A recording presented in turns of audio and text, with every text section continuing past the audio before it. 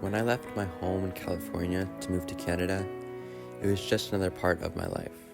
I left my friends and my country, but now it is no longer my homeland. Just a place I lived and built golden memories. I don't hope to go back, because I don't need to. It was harder to leave all the things that I have there, and I have my family. I haven't seen my family for like 9 years, and I can't go back. I might get arrested because I was very vocal since I moved to Canada. I was very vocal about the political situation in Iran. Ahmed left Iran in his 30s.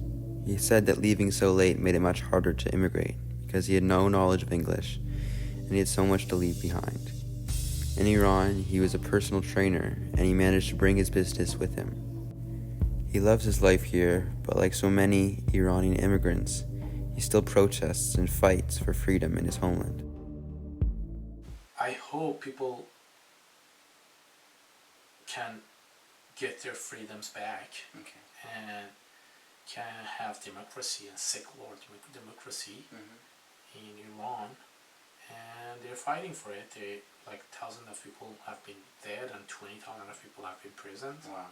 Yeah, and they're torturing people. They're enslaving them. You don't have even a right to like choose your whatever you're wearing. Much of the Iranian community has found resistance celebrating their freedom in Canada and through something that partaking in can almost seem impossible at times: joy.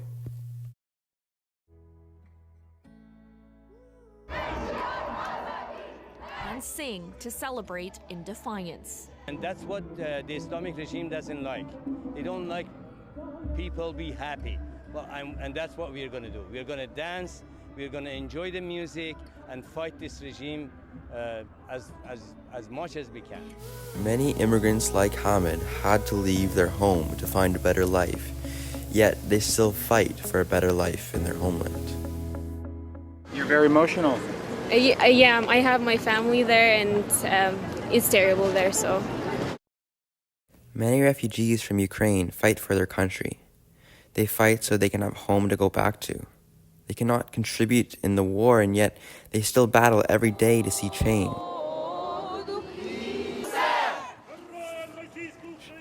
To fight for their home, for their lives that were ruined, and refugees from Ukraine still battle to have a place to pick up those ruins and put them back together.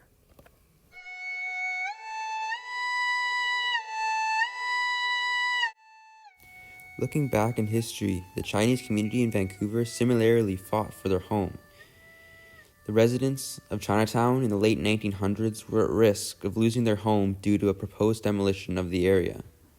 The community had been fighting for their livelihoods and place in Vancouver since the first Chinese immigrants came in the late 1800s, but their hope for a future that is supportive of their lives pushed them once again to resist. After years of protesting and coming together, the government canceled the plans.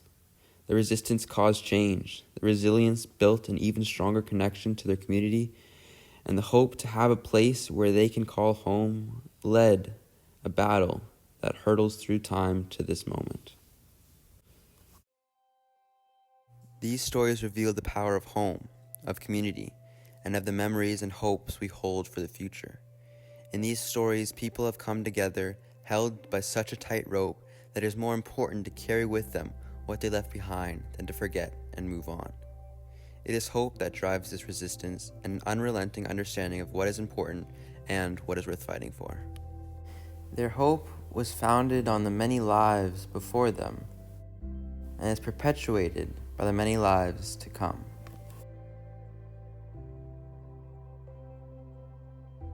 In overcoming the challenges that they face, it is their ability to see past what is reality and look into a deeper truth to life. I love human beings.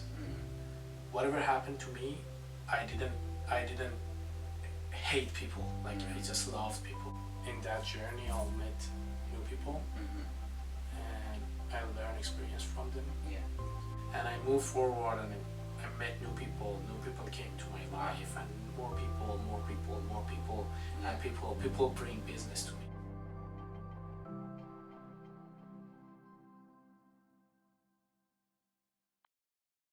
Anything else you wanted to say? Like anything really? Hey class!